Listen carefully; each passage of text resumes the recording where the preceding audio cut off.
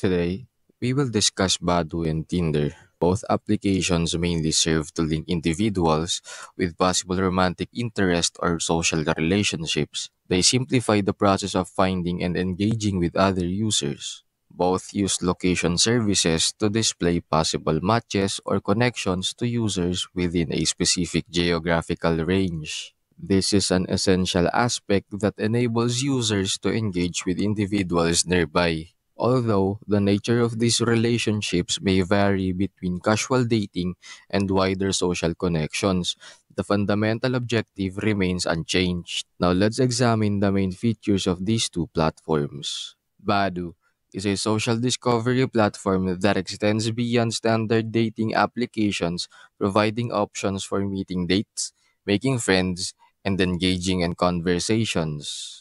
It has a worldwide user community, especially robust in Europe and South America, and offers various features including location-specific searches, video calling, and safety protocols like photo verification. Functioning on a freemium basis, Badoo enables users to express their intentions, setting itself apart by pursuing a wider social interaction experience instead of merely zeroing in on romantic matches. Tinder is a leading dating application worldwide, recognized for its straightforward swipe feature, allowing users to show interest by swiping right and dismiss profiles by swiping left. A match takes place when both users show interest in each other, allowing them to communicate, mainly linked to casual dating.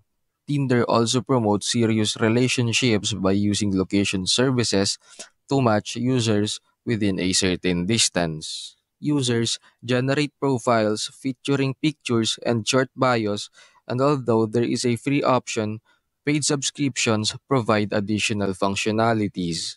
All in all, the very app depends on your individual preferences and what you're looking for. If you're seeking quick and easy casual dating, Tinder might be a good fit. If you're interested in exploring a wide range of social connections, Badoo could be a better option.